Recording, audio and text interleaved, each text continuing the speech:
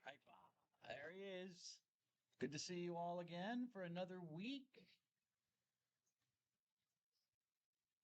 of this Native American Heritage Month, November. And yeah, this is the last dude I'm going to talk about, or dudette.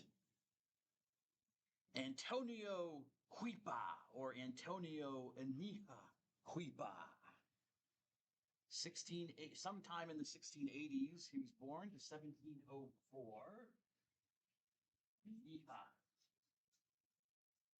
Sometime in the 1680s until 1704. Yes. Anthony Huipa, Antonio Huipa, however you want to call him. He's part of the Martyrs of La Florida. La Florida. In other words, what we would know today as Florida, right, Miss Hoy? That's what you'd say in Philadelphia. Florida. Talking about Florida? La Florida. But that's what the Spanish called it when it was part of their empire, the Spanish Empire. Yes. And it's usually Antonio Cuipa or Antonio Aniha Cuipa and companions, because there were others who were killed with him, but he's kind of like the representative of all of them, all these martyrs, which numbered like 86 people. So it's a large group of people who are included in the Martyrs of La Florida. I guess I could talk about the Martyrs of La Florida separately, but anyways, they're usually all lumped in together.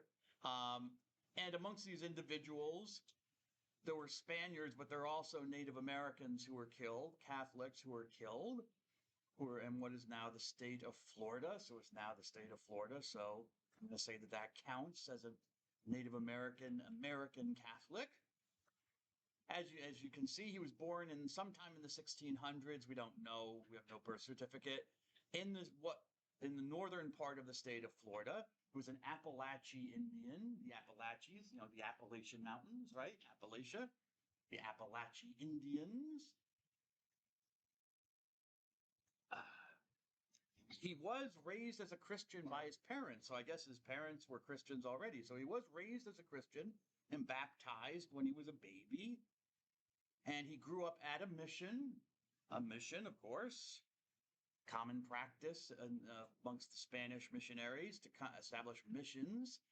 The mission of San Luis de Talimali, St. Louis of Talimali, okay, which was in Tallahassee, Florida.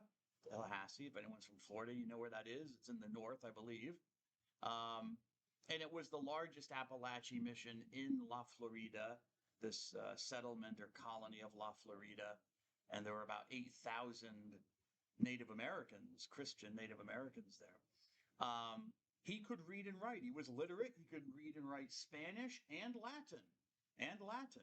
Interestingly enough. And he was called Aniha. This is a title. It's not really part of his name, but sometimes you'll see him called Anthony Aniha Huipa. Aniha is just a title. He was like the second in command to the chief of the tribe. So it's like the vice. Indicates that, like vice chief, I guess, second in command to the chief. He was a carpenter, so he had a strong devotion to St. Joseph, the father of Jesus. He's also a skilled musician, played the guitar, made flutes, and he would use his music, thinking of Stryper here, this band Stryper, a bunch of Christians using their music, in this case the genre is heavy metal, but there are Christians who have used other genres, to proclaim the gospel, to dispose people to even listening to the gospel through their music, or just using their music to praise God. And so he would bring his flutes along with the missionaries to various villages and he'd play his flutes and sing songs to, so that his fellow Native Americans wouldn't be scared of the missionaries. They'd be well disposed, as I said. They would listen to their message. Now, La Florida was part of the Spanish Empire, but just above La Florida, you have the state of Georgia, right? State of Georgia, named after one of the kings of England, King George. Okay? Territory is named after It could have been George III, but since there were two others before him, it could have just been in honor of them as well. I don't know. I'd have to look it up to see which King George it was named in honor of. But it was named in honor of one of the kings of England, Georgia. And so that was British territory, and the British would launch attacks across the border into Spanish territory. And in 1704, which is when he died, so there's no coincidence here. Yes. King George II. Oh, King George II. Okay. I did not promise anything, sir, but okay. But you got your class participation for the day. Excellent, Mr. Hinkle. Thank you, sir. Thank you, sir. Told you, Mr. Hinkle, one of these days I'm going to take my tie off and give it to you. Pass. I don't know how to tie a tie. You mean clip on? Okay. Or I'll have to show you. Maybe I'll show you. So the British attacked a local village in northern Florida, attacked a bunch of his fellow Appalachian Indians, and so Anthony and a whole group decided to go help to defend the village from the British attackers. And the British in turn killed their priest who came with them, and then Antonio and his companions by burning them alive. Well, not really burn them alive. They tied him to a cross, or a post or something over a fire. So it really not like burn him alive, but kind of burning him alive in a sense, because he was hanging over this fire tied to this cross or this pole.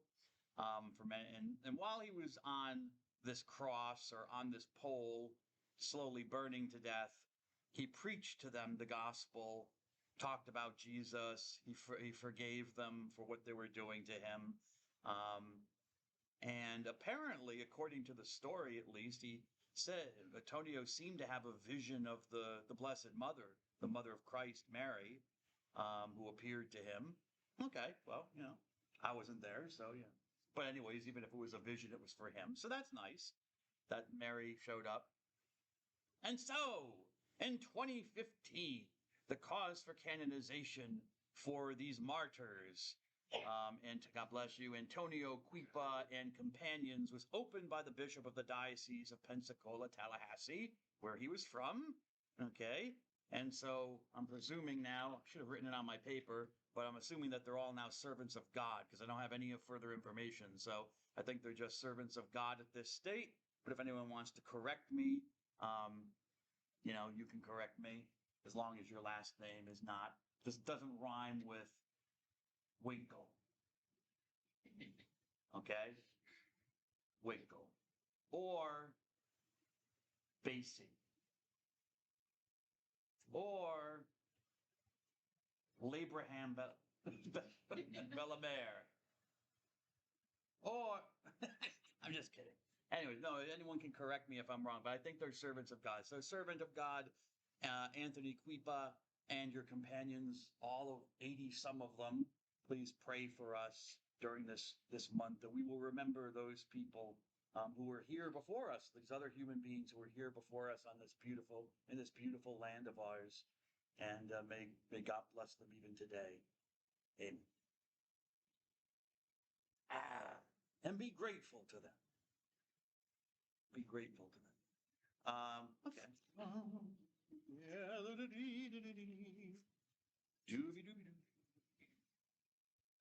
On to God. I was surprised that I'm actually having some trouble finding Christian songs about God. They sing about the devil more than they sing about God. I mean, obviously anti-devil, not in favor of the devil, but it's kind of funny that these Christian bands, they sing more about Satan and opposing Satan than talking about how good God is. I just notice it, Anyways. Okay. Honestly, perfect being. Yeah, that's probably, when I was talking with Dr. Messina last night, because I wanted to clear my head about some of this philosophy about God, I probably shouldn't call God a being. He is being itself. God is existence itself. Okay, I just want to make that clear. So it's not really a.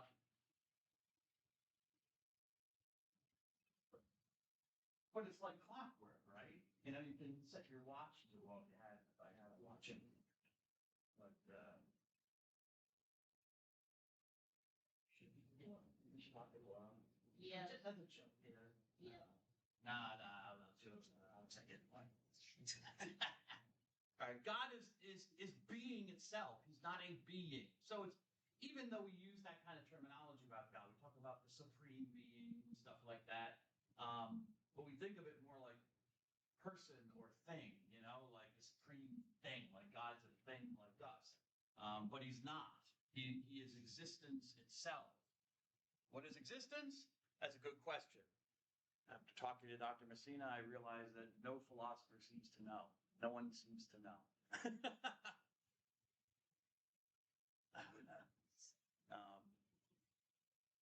The closest who seems to have come to addressing the question was Heidegger in the last century. This guy, philosopher Heidegger, forget his first name.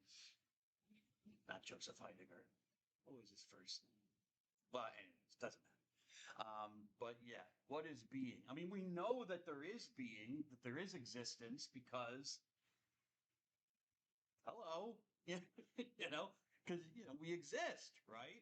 We experience it directly in our own existence. Okay, whether or not we know anything exists outside of us, we certainly know that we exist, we think. Although you will have, if you go poke around on the internet long enough, you will find some people who are like, well, do you really exist? Start getting you questioning even that. Which is kind of silly because someone has to be questioning the existence to begin with. So there's something there questioning your existence. Nevertheless, we can assume that we experience directly our own existence, Ms. Lacey. But what is it? We experience it, but we don't know what it is. God is existence. So let's just say that much. He's not a being, he is being. Okay? So my definition is not great, I admit that. But just go with it. That's the definition that will be on the quiz. Okay? So there is actually, before I go on to that point, I just want to make the, don't worry about these Greek and Sanskrit terms. I'm just talking, I always wanted to get at the root of like the etymology of the word for God that we've encountered, or you might encounter like theos. I think we have encountered theos before, I think, which means God from Greek, and it seems to derive from the Greek word thesestai. No, it's not a misspelling, Mr. Closer. It's thesestai, which means to pray, and from that seems to be the root of meaning for theos, something prayed to, something. Well, anyway, forget about Sanskrit. I'll move on to the Hebrew. Hebrew, Eloah, the word El or Eloah means God, is the word for God in Hebrew. Allah, that's where Allah comes or is related, because Arabic is of the same language family as Hebrew, so the words are similar in a lot of cases. Allah, the God, And that seems to come from Ayil in Hebrew, which means strong, mighty, powerful. Okay?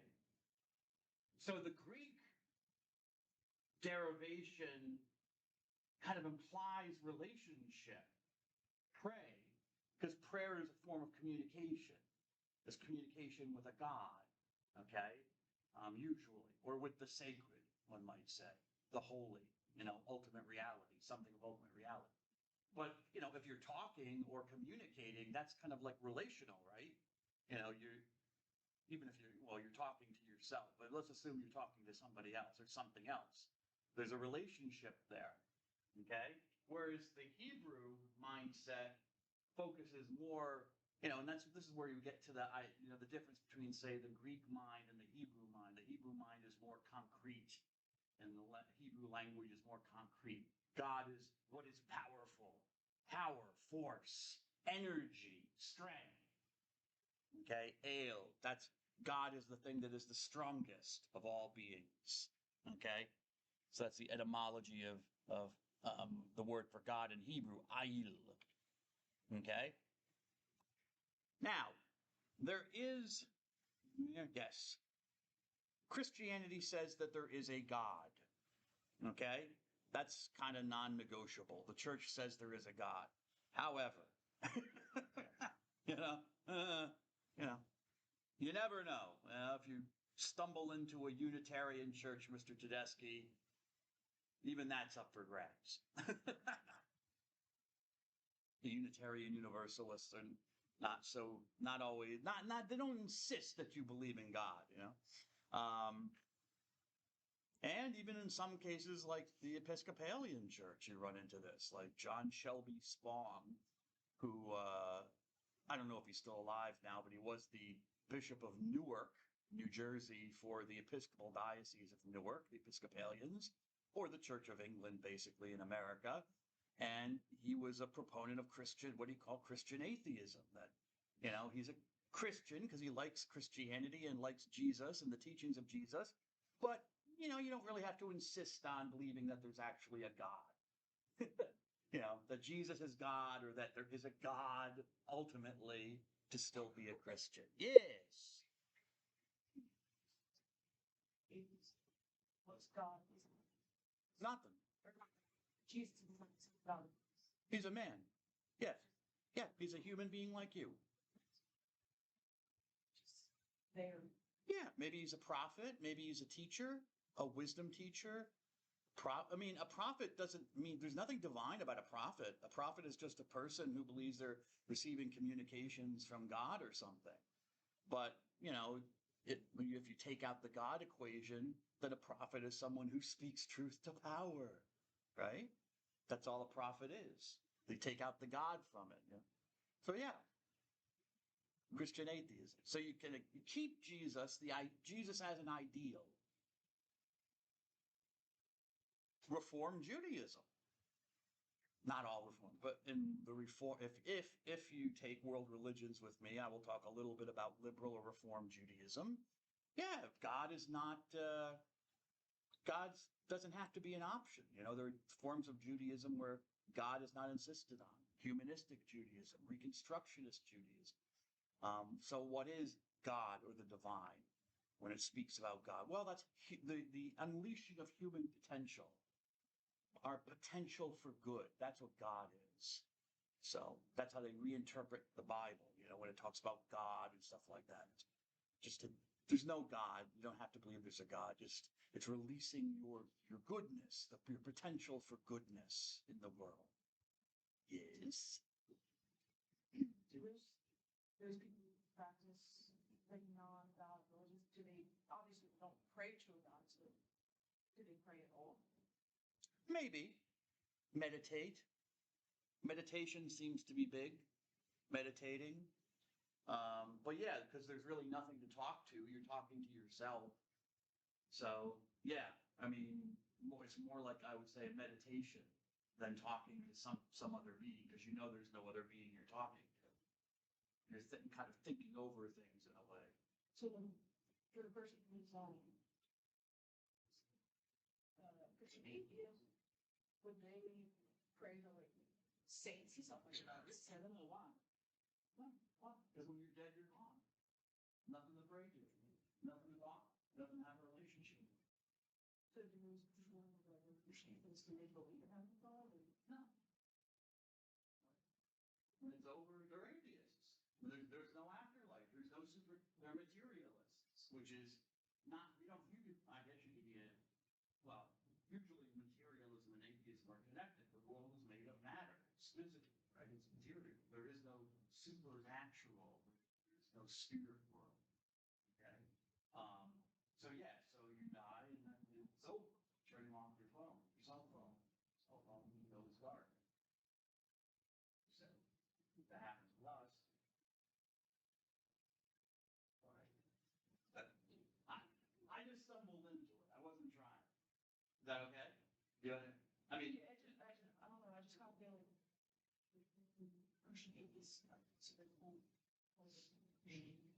sense that you're like you pray to God or to God, right? And yeah.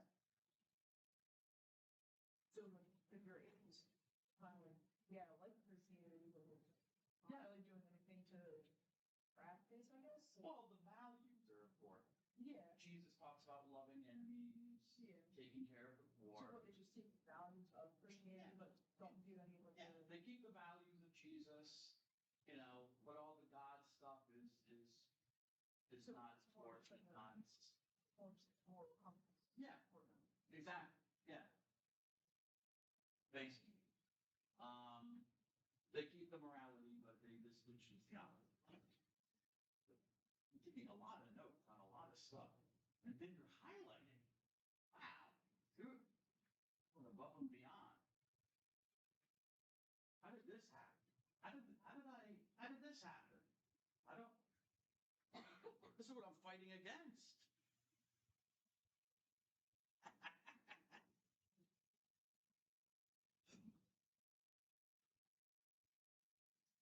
So you might encounter it among some Christians. Usually the more progressive kinds of Christians. Okay? And you might be surprised where you might find it. You know, most of you probably don't know who the Unitarians are. But you might have driven past, you know, St. Mary's Episcopal Church or St. Andrew's Episcopal Church, and you know it depends on the minister who is there, and you know hopefully the minister believes in God, but that's not insisted upon even with the Episcopalians or the Anglicans. And that's kind of like one of the funny jokes about the Church of England is that when the government has to appoint new bishops, they make up a list to present. Prime Minister makes up a list of candidates to present to the king, now King Charles, to appoint to an open position amongst the bishops. And I was just watching a show from the 80s called Yes, Prime Minister. If you ever want to get into politics or learn politics, well, there's first Yes, Minister, and then the guy becomes Prime Minister, so they should go Yes, Prime Minister. Watch every episode, because you will learn how government really works. And not just government, but explain anything with a bureaucracy, the church included. But yeah, there's this one episode where Prime Minister has to appoint a bishop, and he's talking to his advisor, and he's like, "Well, should I choose this guy off of the list?" Yes, Ms. Wanamaker, God bless. And his advisor says, "Well, he is kind of a radical prime minister. I'm not sure he would be a good choice." And the prime minister is like, "Well, why wouldn't he be a good choice? What do you mean he's a radical? He's like a communist or something?" And it's like, "No, he believes in God." Of course, the audience laughed because it's funny, but it was also kind of true about the Church of England in the 80s. They don't want them to believe too much. You don't want your priests or your bishops to believe, the clergy to believe too much, because that might spook the flock. You know what I'm saying? And you even see this in the Catholic Church to some extent. However, no, the existence of God is a non-negotiable. It's what they call in theology a doctrina or dogma de fide divina et catholica definita. A dogma to be believed, defined as to be believed, of divine and Catholic faith, which means that you cannot question it and still call yourself a Catholic. Okay, so don't worry about the Catholic Church. Catholic Church has question marks all over the place about other things, but but that there is a God is non-negotiable. That God exists, because what is God? Okay, but we have to talk here about some philosophical terminology: essence and existence. Essence comes from the verb to be, sum esse, to be something. I am, okay, something, all right? And that's what essence is. How is my being, my existence kind of formulated or actualized, Mr. Gaffney? Okay? What am I? What is my essence? Well, in the case of us, all of us in this room, we are essentially rational animals. Okay? We have a genus and a species. The genus is the overarching thing, and then species kind of defines it more closely. All right? So we are animals, like other animals, but we are rational. Whereas that's what distinguishes us. That's what specifies species. Specifies us. We have intellects. We have understanding. We can think.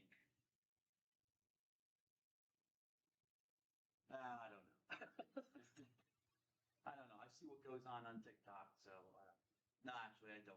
That's a lie. I never use TikTok because I don't want to see what's going on TikTok. But I go on YouTube a lot, and I watch American Home Videos. So I see what us rational animals are up to. Anyway, so that's our essence. That's what something is. But existence is different. It's to be or have being in reality. Whether that essence, whatever something is, actually is. Okay? Ex sisto. Sisto means to stand up, out of. So to arise, I guess you could say, out of something, to exist is what it literally means in Latin. So something is something, but whether it is in the first place, that's another question. Because things, we also know from our experience, things don't have to exist. So we get into the question of like necessary being and contingent being. None of us in this room had to exist, right? None of us. Our existence is coincidental in some cases. Maybe it's intentional as well. I mean, maybe your parents consciously decided, hey, let's make a kid, okay? But I mean, even in that intention, as any of you know, conception is not 100%. Just because you have sex, it doesn't always take every time, okay? A woman doesn't always get pregnant just because she has, sex with someone else, another man. So the intention, it's not an absolute intention. Like you can make something come into existence. It's kind of like you want it to happen, right? Even if you're intending it. Sometimes you're not intending it, Well,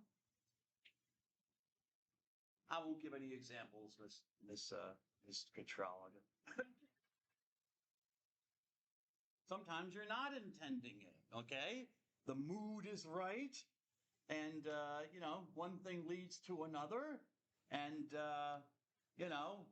boom, there you are, Your mom takes a pregnancy test, because she's feeling a little sick or something, and tells your dad, I'm pregnant. And they weren't expecting it. They weren't intending it necessarily. Maybe in some way, because they knew that, if they're having unprotected sex, there was no birth control or contraception involved.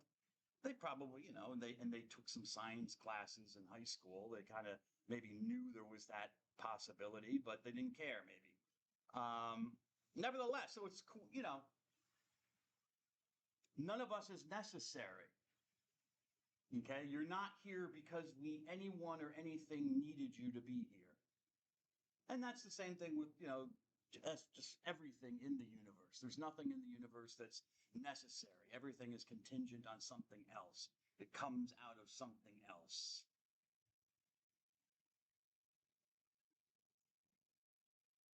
Its existence is not, it could exist. It's a possibility. It's a possibility. All right. But not in the case of God. God is, if you work it back, all right, logically, can you come to a being? No, I shouldn't use that word in that way, but anyways, for lack of a better word, can you come to something, a being or something, where that which is which is necessary, which is not in any way contingent, that the source of its existence is simply itself. It exists because it is existence. There's nothing contingent. It doesn't need anything to give it existence. It doesn't derive it from anything else. And if you can go back to such a thing, that thing we call God. Whatever word you want to call it. But in English, we call it God. Truly God, okay? Because as you know, there is a general way that people talk about God where we just think, it's a really, really kind of powerful being, almost a really powerful human being in a way, like a superhero. We kind of conceive the gods as superheroes in a way. But this is, if you think philosophically and rationally about what is being, and that we all don't exist on our own. We all got here from someplace. And by we all, I mean even the tables in this room, even the atoms that comprise everything in this room, even the things that comprise the atoms, parts of the atoms, don't exist simply of themselves. Is it possible that there is something that does, or the chain of causality stops, or I shouldn't say stops, it really begins, you might say, derived, a source of this chain of causality. But for it to be a source, then it has to kind of stop. Because if you go on, well, then, now you have to go further, right? If you find out that the thing that you think is God received its existence from something else or relies on something else, well, then that something else is then God. You've missed the mark. You've misunderstood. You've misidentified. All right. Do you see the logic of it? You need to go back to something that's completely, I guess you could say, self-contained in a manner of speaking. It's not a great way to describe it, but I'm trying to help people understand. This gentleman, I don't think I've come across, I've mentioned Thomas Aquinas before, St. Thomas Aquinas.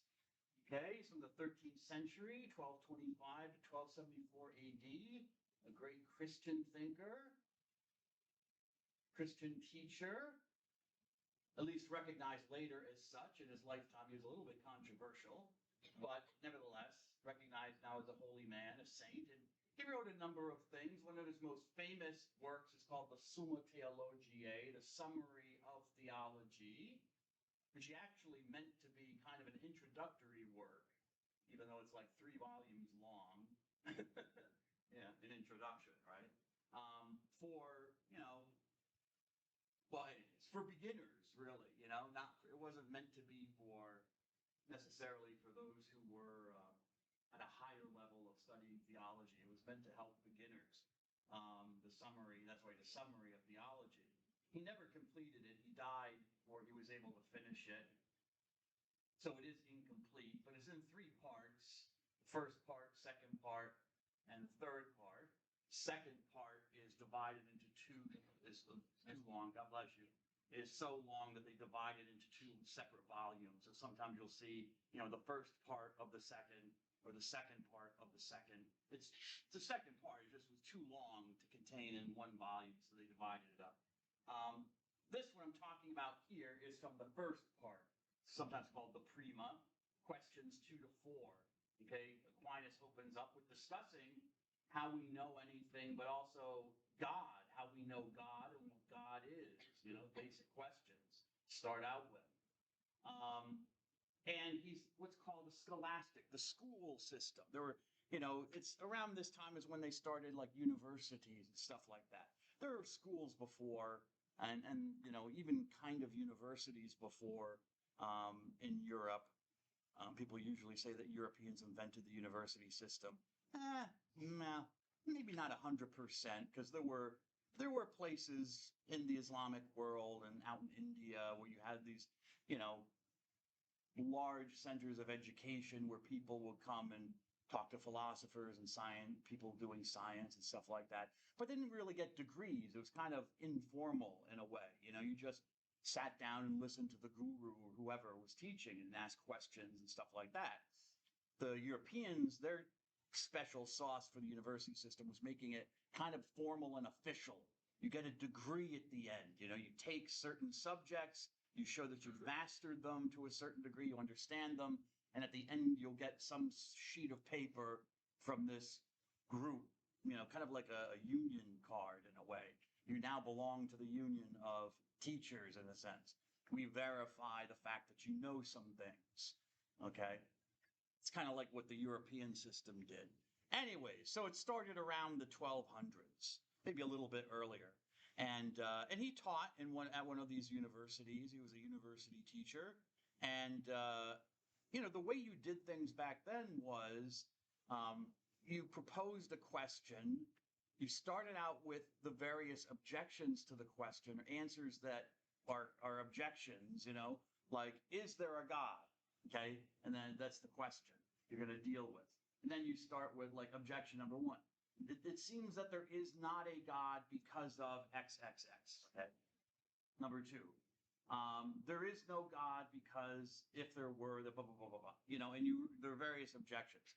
Then you kind of give a short response to, no, I think there is a God for this very simple reason. And then you go through each objection explaining why you don't think you think each one is wrong or that it doesn't disprove the existence of a God or whatever question you're dealing with.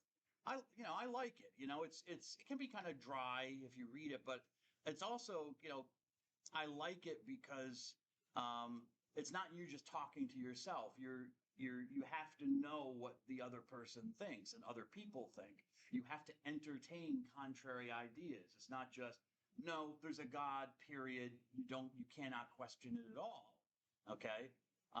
You actually do entertain you accept the fact that there might be people who disagree with you. So there's a humility in that aspect, which I like.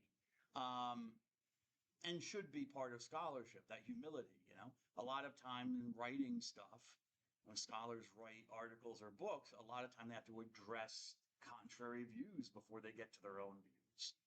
They have to show that they've read other people, they've respected them enough in their ideas to say, okay, I don't agree with this idea, but I'm going to tell you this is what so-and-so argues, and I'll tell you why I don't agree with it.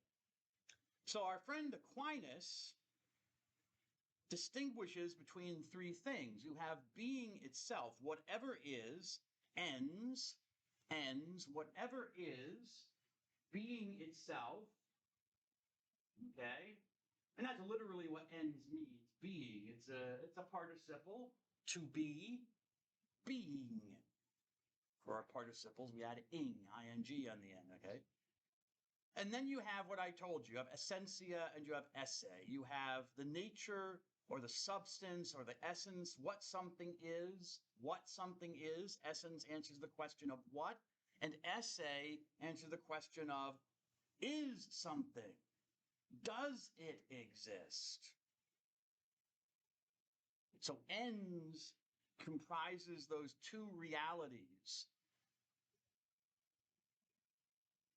What thing exists and whether it has actual existence. Because I can think of things virtually that have existence in my mind, like a unicorn, okay? A unicorn, or a dragon, or whatever.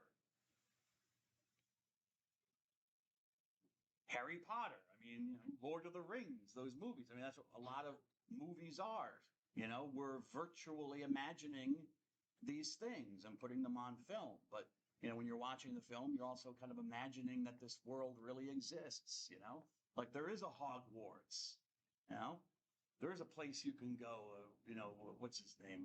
Not Cavanders. What's the name of the whatchamacallit? The place where you get your wand. Ollivanders? Ollivanders, There's really this place,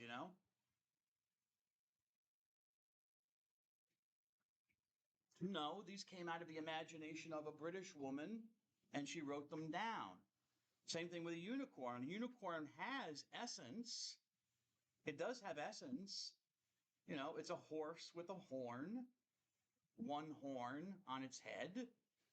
Okay? And I can imagine it can have essence in the sense that it's in my mind. It just has virtual existence or virtual, whatever in my mind. But it has no esse. It doesn't really exist. It's not just that we've never seen one. We found absolutely no evidence of one, of this kind of creature on planet Earth. Now, maybe some paleontologist will stumble over an ancient horse with a horn. We'll be like, oh, I guess that's where the idea of unicorns came from. But probably not. It's probably one of those things that, in the human mind, we have the concept. We know what a horse is. We know what a horn is. And we just attach stuff. It's a mashup in our head. We do it all the time. Okay, with all sorts of things. So a unicorn can have essence. You know what it is, or what it's supposed to be, but it doesn't have any esse. It doesn't have any existence. It doesn't actually exist. The act of existence is not being exercised. It's possibility. Could it exist? Yeah, I guess. It's not outside the realm of a possibility that there could be a species of horse with a horn on its head, because other animals have horns on their heads, even single horns. But it just never evolved that way, you know? No animal evolved that way, apparently. This is not the case. This is not the case. Well, before I get onto that. Aquinas even admits in the Summa that when we're talking about, say, God, because I already told you, it's a dogma definita, de fide, of the faith. So how could Aquinas even ask questions about it? Because God's existence is not self-evident. That if there is a God, that a God has to be this, that you can rationalize about. If there were a God, then it should be then it should be this. To truly be a God, to identify what a God truly is, it should have X, Y, and Z. Okay, it should be these things or this thing. Okay, one of the main things in being a necessary being, which means perfect, basically, perfect in being and existence. But whether God exists, that's another question. This being might not exist. It might be that the universe is all contingent, eternally. If the universe is eternal, it's an eternal series of contingencies, things just coming into existence from each other over and over and over again, which Aquinas admitted was a possibility. He was an astronomer, but he was the eternity of the universe, and maybe you didn't need a God. Everything was simply contingent forever and always. He would concede that point. So it's not self-evident that God's existence, his esse, he does have esse. You may still have to prove it, at least to yourself. Or we could get a revelation. That would be interesting. But if God is necessary being, if that's his essence, okay, truly God, he needs nothing from nothing else. He doesn't need anyone to make him better. He's good, okay? He doesn't need anyone to inform him. He's wise. He's knowledgeable. He knows. Okay, he has every perfection in a preeminent degree because he's not getting it from any place else. It's all his by nature, right? If you think of a God, what a God should be, okay? Should be no imperfection for it to be a God. Then to not have existence is an imperfection.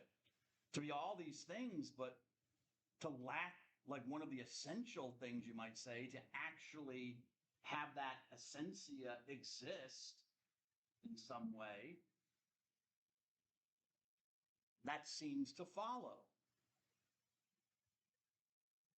And God would have to be perfect being. He doesn't receive existence from something else. No one gave birth to God, or no thing kind of gifted existence to God. No one willed God into existence. He's not like a black hole cannibalizing a planet or a star. He's not kind of like sucking his existence off of something else. He possesses it completely as his own. He is not contingent. Questions. Haven't I told you about thinking, sir? I mean, see, this is how it spreads, This is how it spreads. It's like COVID, We don't have any masks for stop the spread of learning. Is the Big Bang gone? No, because the Big Bang came from something. Yeah. There are some physicists like, Stephen Hawking is dead, and he rests in peace, but he started to maybe the guy was like in a wheelchair, he couldn't, some debilitating disease, condition, but he was still thinking, and making contributions. And near the end of his life, or later in his life, he started saying, well, maybe the Big Bang didn't come from something. He tried to make the argument that the Big Bang itself could have no cause, could have had no cause, no initiating.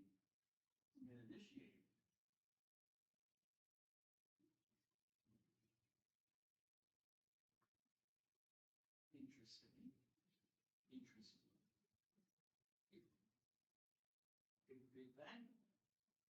Maybe the Big Bang is material, though. I mean, the Big Bang is still matter at the end of the day. It's matter and energy. It's just all the matter and energy concentrated in an extremely small point. And what happened? It really didn't bang. It was more like maybe a balloon or something. It was more of an emergence, like a bubbling up. Astronomers think, well, no explosion, really. It was more of like, you know, Like, it just kept going. Basically, just like, it wasn't just one, it was just like, whatever. Right. yeah. So there's that idea. Yeah.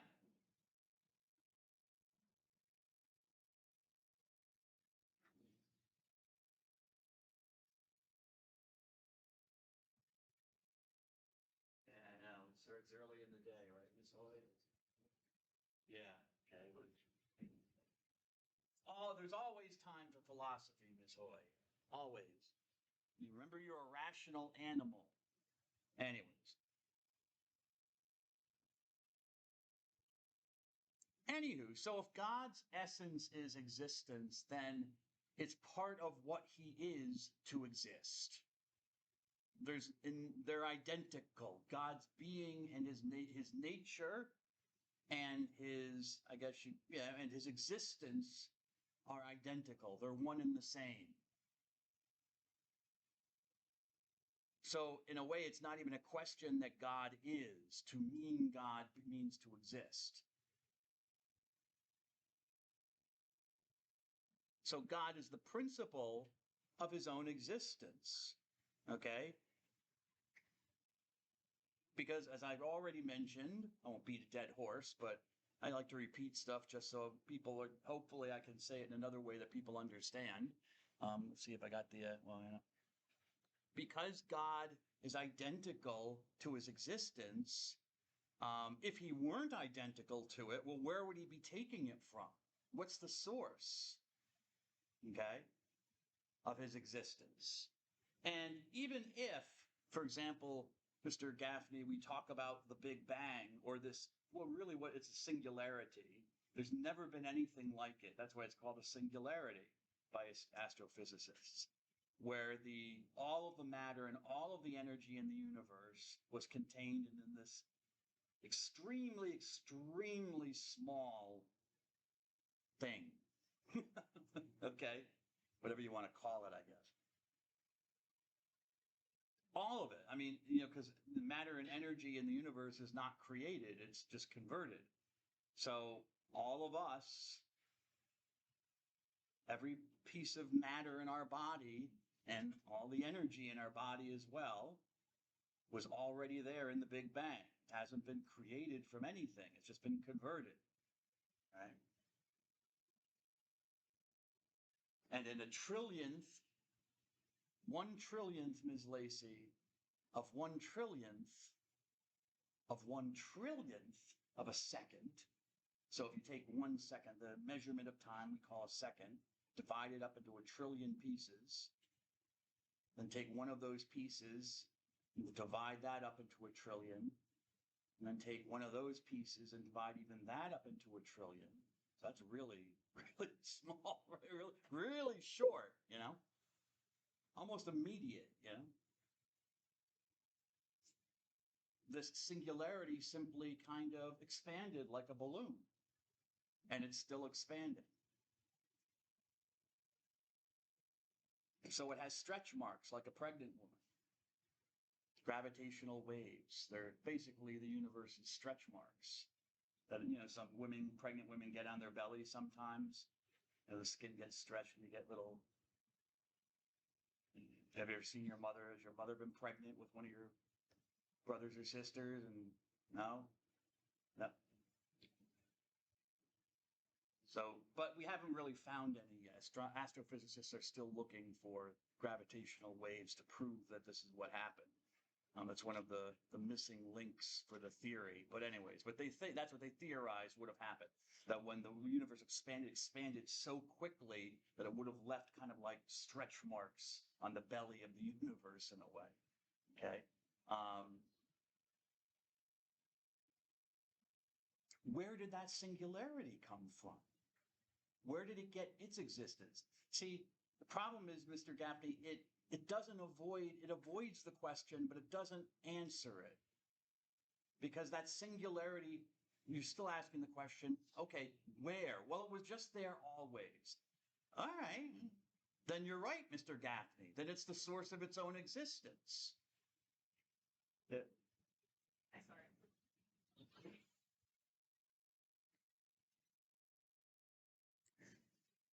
And that might make God material then. And energy might be God. Well, that's an interesting question. We'll come to that later. So God is his existence. Nothing imparts existence to him. He doesn't receive it from anything. And so Aquinas, in a famous statement in Latin, defined God as ipsum esse per se subsistens.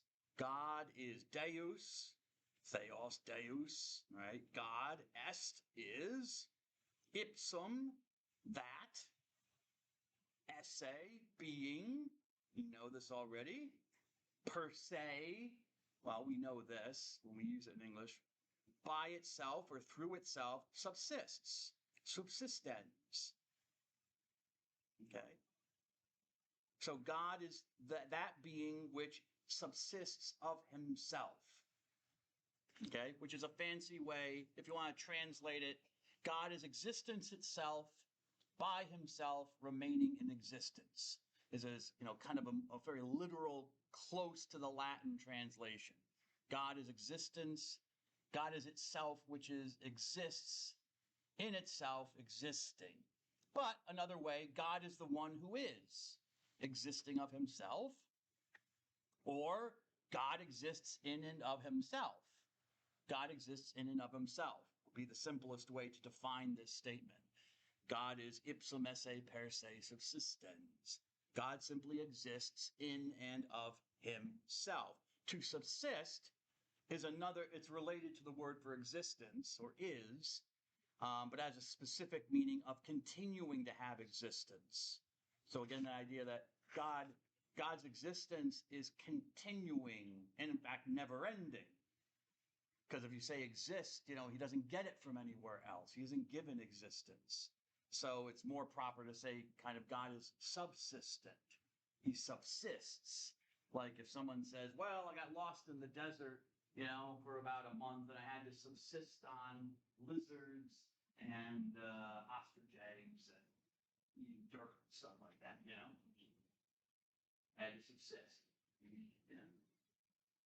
Or subsistence living, right? You're subsisting, you're not eating very hard, but you're continuing to live, you're continuing to exist. You know the word already. Just because it's used in a philosophical context, don't let your brain kind of trick you and shut down. You're like, I've never recognized that. I don't recognize that word. Of course you do, brain. You've come across it before. Just not in this context. So God is continuing existence with no beginning because he is existence and no end because to end existence, to go out of existence, there's only one possibility. If existence ends, you go out of existence, which sounds like an imperfection to me. Sounds like a defect, Ms. Lacey. Pretty big defect, Oh, wait a second. Hold on. I got other notes here. Yeah.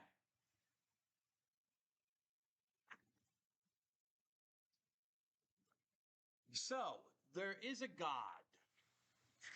If there is existence, the possibility of a God is there. Whether that God has esse, that's something you have to think about. But the question is there. Because you start asking, well, where did this come from? But where did that come from? But where did this? And you're looking for the ultimate where, capital W. There is a God. One God. Monotheism. Monos means single or one. Only. Theos means God. So the belief in the existence of only one God. Existence is unitary. It seems to be. It seems to be. Okay? Existence is unique. Okay, there aren't 2, 3, 4, 5, a million existences. Something is or not is not. There's being and not being. There doesn't seem to be any middle ground or any third or fourth possibility. Kind of like in our political system. You got two choices, right? Paper or plastic. Although, in the city of Philadelphia, you don't even have those two choices anymore, do you, Mr. Cummings? Certainly not plastic, but paper, you're going to have to pay, what, a dime? If you want a paper bag, they're going to charge you a dime? No? So, Brian, dime, maybe? Has it gone through the city council or been approved? I know they want to. Huh? Charge you money for a paper bag?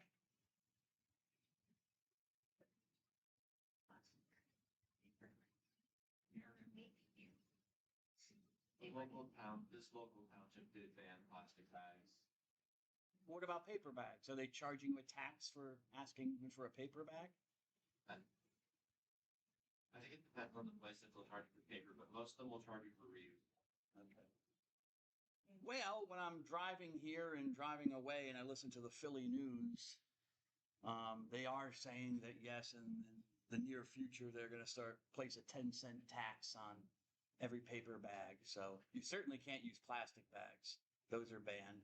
But if you want a paper bag, you're going to have to pay a 10-cent tax. Huh? Huh? Giant? Yeah. What? Oh, really? Well, that's interesting. So, maybe they're not banned here. Well, from where they are banned in the whole state of New Jersey. So maybe I'm wrong. Maybe I'm wrong. The giant bag of Whole Foods. But all right. I opened this can of worms. I gotta close the top. Okay. If you want to discuss, you can discuss, but I'm moving on. All right, so there is a God since there's only one existence. You either exist or you don't. Okay? And God is actual. He's not possible. Okay?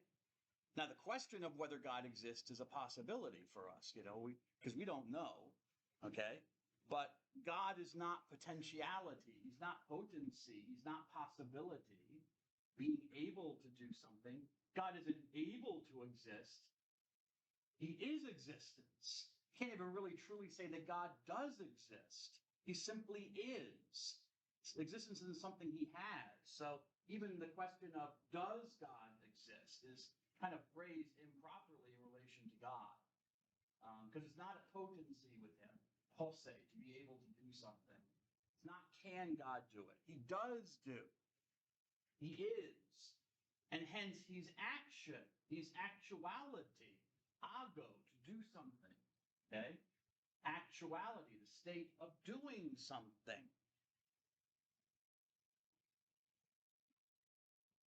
So God is the act of being. He's not the possibility. Could exist, could not. No, he does actually exist. It's actual. It's not potential. And so nothing is potential about God. Nothing is potential about him. There are no possibilities in God. God does not have the potential to be wise or the potential to be good. God could be merciful if he wanted to. God could tell us the truth if he wanted to. He doesn't have these things. He is these things. He's pure act. Pure act. If he has, just like existence, if he is it, then he is it fully as part of what he is, his essence. So it's not proper to say, well, God can get the truth, or God has power, or God God is these things. He is truth. He is true. He is merciful. He is good. There's nothing that he needs done for him or to have finished. He's realized perfection, or as our friend, our buddy, St. Thomas Aquinas says, he is the actus purus ascendi, the pure act of being. the pure act of being. Another way to translate that would be realized perfection, Ms. Walker. He is realized perfection. There are no defects. We are all defective, okay? Because we're contingent. Defective doesn't mean we're bad. Defective doesn't mean evil or bad. It just means that, we're not necessary beings. That's all it's saying. We are contingent beings. So we're defective even in our existence because we had to come, or, we were given existence from something else, okay? We received it. So that's our basic defect. We had to receive our existence, okay? And then what follows from that is that we have other defects, we have to learn, we have to gain knowledge. God doesn't have to gain knowledge. Everything knowable is immediately present to him, just like his existence. I have to become good, I might be a bad person, some people are like that, there's just, some people grow up and they're, for whatever reason, they're nasty, selfish, sociopathic, whatever. And they might have to unlearn really, some of these responses. Learn empathy towards other people, to think outside of themselves, okay? So we learn, we have to learn. That's a defect. It's not just immediate, goodness is not immediately apparent to all of us. It is to God. It's his perpetual default system, if you want to put it that. The default switch, well, actually, even for a switch, it's a bad analogy, but, it's like the switch will never flip, like the, whatchamacallit, like the Chucky doll or something, Like there's a switch in the back of the doll. Just turn off the switch so the doll won't come kill us, Or you have a good-bad switch on the doll, You turn it to the bad and the doll is like Chucky or what's her name? Annabelle wants to kill you, Turn it to the good, it's like, I don't know, Raggedy Ann or Raggedy Ann. A nice doll that wants to be nice. I'm thinking of a Simpsons Halloween episode, but you probably wouldn't get the reference. I apologize.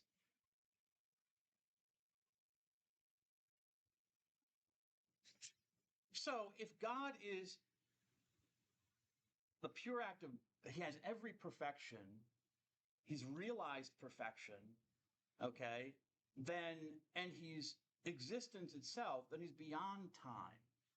Time is not an issue for if there is a God. Because again, time is something that applies to, it's an extension, okay, of the material world. You don't have time until you have matter, Because time is kind of like measuring movement in a way, okay? There is no movement in God. There's no beginning or end. So those categories don't apply. So when do you set the watch for God? When's the beginning time for God? When's his ending time? Those questions make no sense in the case of pure, perfectly realized being. It makes sense for the world because at a certain point, and this is maybe a question about, as you brought up, Mr. Gaffney, with the Big Bang, at a certain point, the Big Bang did emerge. It emerged into the universe, what we call the universe or the cosmos. And that's when time starts. That's why we can not date it. We can time it. We can say, close to 14 billion years, a little bit less, but close to 14 billion years, this singularity emerged into the cosmos. So, of course, the universe is timeless, or is time-bound. There's a certain point where it erupted, matter and energy erupted, and you had extension, which can be measured.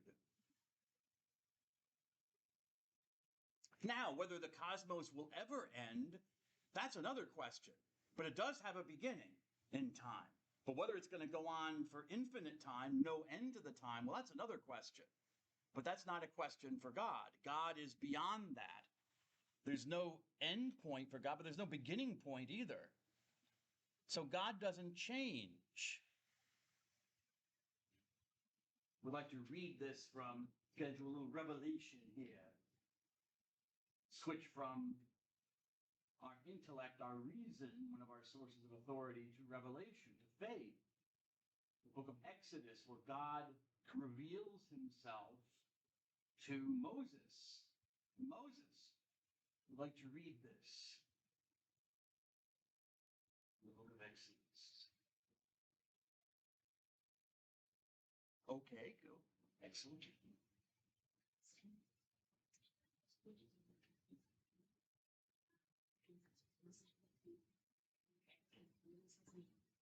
I tell God by two movies?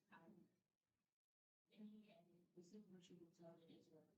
I am has sent me to them. God spoke through to Moses. This is what you will say to the Israel. To the Lord God of your ancestors, the God of Abraham, the God of Isaac, the God of Jacob has sent me to you. This is my name forever. This is my title for all generations. Excellent. Yeah, because, from Moses' conception, he needed to know the name of the God in order to verify his prophetic office. He has a vision of God, or God appears to him and tells him, I want you to go to the Jews and tell them, I'm going to free you from oppression in Egypt. And Moses is kind of like, well, you'd think he'd just run off, just do it. But he started, he resists. He's resistant. He's like, well, if I go, they're not going to listen to me. They're not going to believe me. How can I prove that my mission is actually from God? So give me your name. If I know your name, and they ask me, and I can give the right name, then that'll give me some verification. So that's what's going on here. Okay? And, if you read the whole story, actually, this is, Moses keeps arguing with God, and eventually he says, send somebody else. And Moses is finally like, I really don't want to do this, God. Just said, and then the text says, and the Lord became angry with Moses. Just got off, and God's like, Moses, get your butt in gear, you're doing it. You're my man.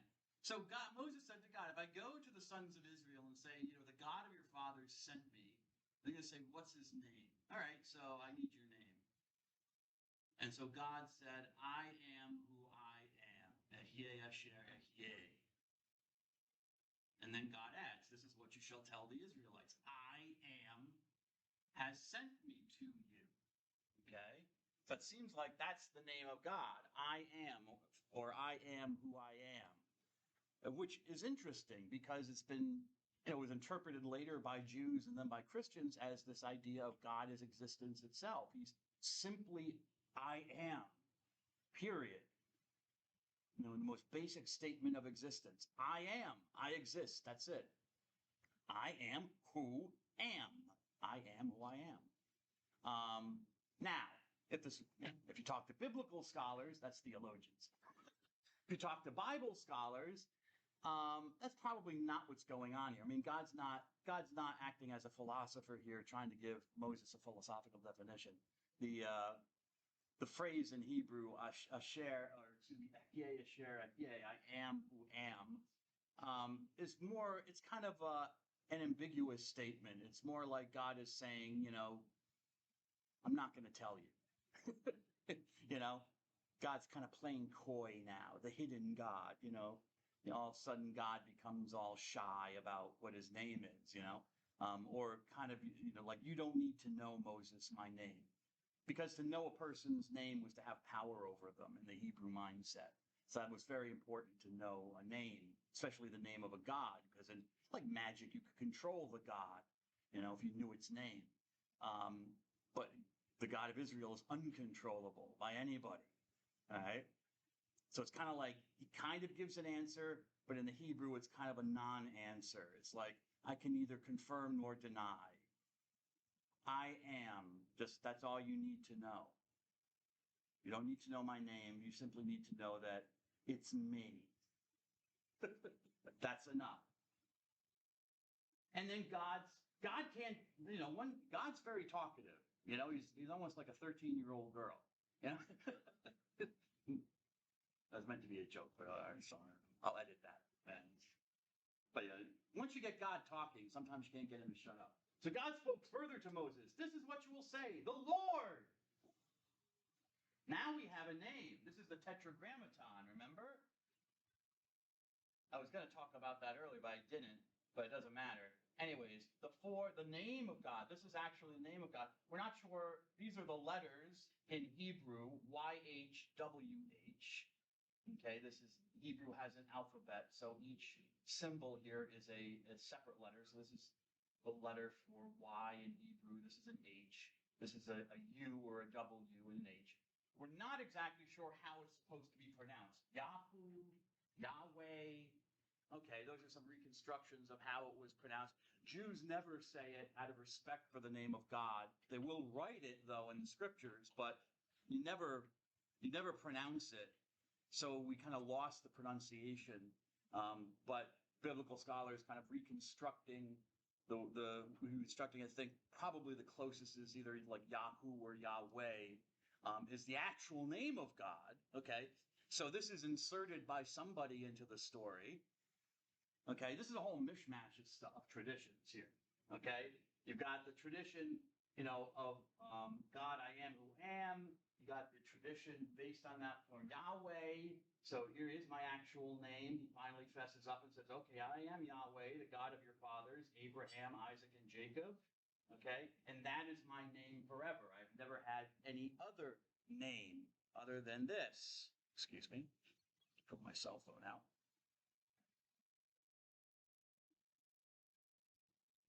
So that's where God reveals his name. Okay?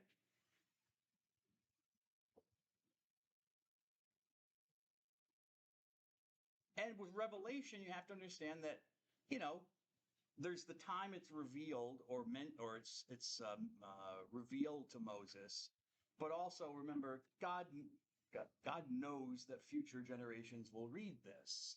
Okay, so it's perfectly possible. It's not outside the bounds of reason that you have the original meaning of what God is saying to Moses, which is all you need to know is I am. It's me. I'm God. You don't need my name at all. You just trust me. But God says it and phrases it in such a way that later generations looking at it and thinking about who God is and what he is, were like, oh, I see that. I am. I exist. I am existence in a way, right? God is simply existence itself. He just is God. And he doesn't need a name like the other gods. All right. He is existence in all its fullness. Now, a corollary to that, which I'm not going to get to, but I will come back to on Thursday, is God's unchangeableness. But maybe I'll come back to it. We'll see. Like skip the person.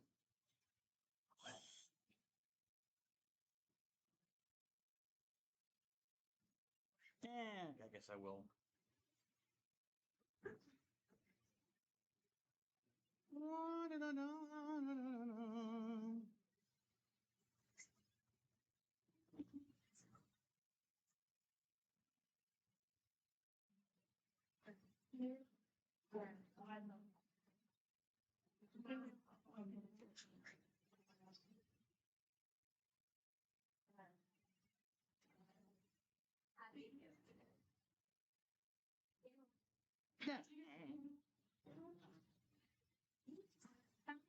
Thanks, famous. Have a good day, miss. What's the title? I'm happy.